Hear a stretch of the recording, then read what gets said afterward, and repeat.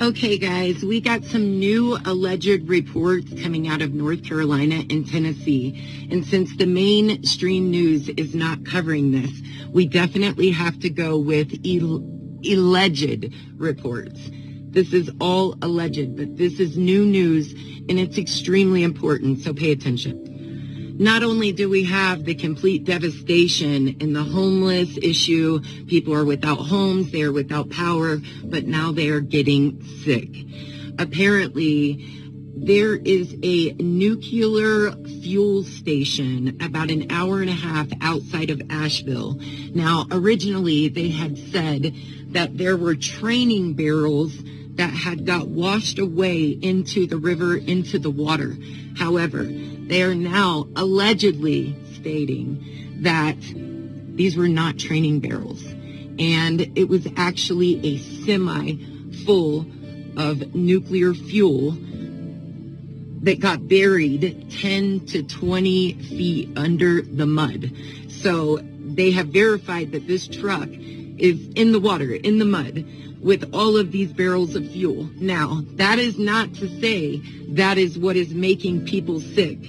However, it could definitely be contributing to it. You've got sewers that have ruptured. You've got just dead animals, dead bodies, and everything is contaminated. So allegedly, there is about 60 people up on the mountain right now that are sick with something that they just don't know what they're sick with. A man that brought 10 cadaver dogs to the Carolinas now has 4 dead dogs and 6 actively dying. The horses that were brought out of the river, they were also very sick. And so they started doing blood work on these animals and finding out that they have all kinds of stuff in their blood. They are very sick. So not only are we dealing with complete devastation, now we are dealing with contamination that is making the animals and the people sick, allegedly. So I needed to get this out to you. We need to spread this far and wide. Stay out of the mud. If you can stay out of the mud, stay out of the mud. Stay away from the water. It is contaminated. Yeah, I guess that's it for now, guys. And as I progress with this story, I will update you guys. Stay safe. Godspeed. Talk to you soon. There is something going on with North Carolina. They have everybody distracted on everything else, but there's something going down. It has been unlike any other deployment we've ever been on. Absolutely unprecedented. Number one, because a hurricane in Appalachia is unexpected, right? The topography was already challenging. There are people with boots on the ground that are saying something totally opposite than what the media is telling everyone. This is nothing new, but there's something different this time. It's the only one I've ever worked that the federal government is actively working against recovery. Do not mistake this as fear-mongering.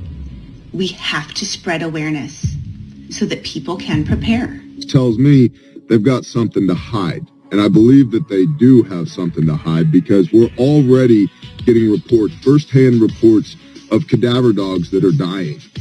And now with all of these going up? Was building, well, allegedly FEMA. We're not sure who's building these things. But let me just show you. You can see these pictures above my head. Tornado shelters. These are located in North Carolina. They were sent to me by a resident. Apparently they are blocked off now. You cannot see these anymore because of a protective fence. Yeah. I'm wondering, what is this? Is this something that you guys have seen cropping up? I'm talking to everyone in America. Have you guys seen similar shelters like this? Mainstream media is done. We are the news now. I am here to anchor love and light, but also spread awareness. And this needs to be shared. And it's a camp that popped up in a matter of days. We actually stopped by some of the locals that live around here, and we were asking about it, and they said it's a FEMA camp, and it's being leased. It's property that belongs to a trucking company, they thought. It's owned by the Smoky Park LLC. I'm going to flip the camera around here in a minute, but it's got armed guards. This is what we do next. We gather as a people. We do not rely on all of these agencies. We're done with them. It is us now. And this is precisely what we do. Been flying, obviously, the entire week, flying into affected communities. And my son and I were the first planes into 2 different communities this week. And seeing the smiles and the hope that these supplies bring to those communities is truly amazing. You guys see this side of it, you see the donation side of it. I wish you could see the people that we're actually donating the supplies to. It is truly amazing. And these are communities that are completely cut off. Some have been completely wiped out. We had people coming out of the airport helping us unload stuff and taking it directly to the people in need. Still yet, another major story and theory is that in the aftermath, the government wants to take the land away from the owners to control those mountain areas because they have large deposits of lithium, the largest in the country, perhaps the world, and other minerals necessary to make electric car batteries and weapon systems.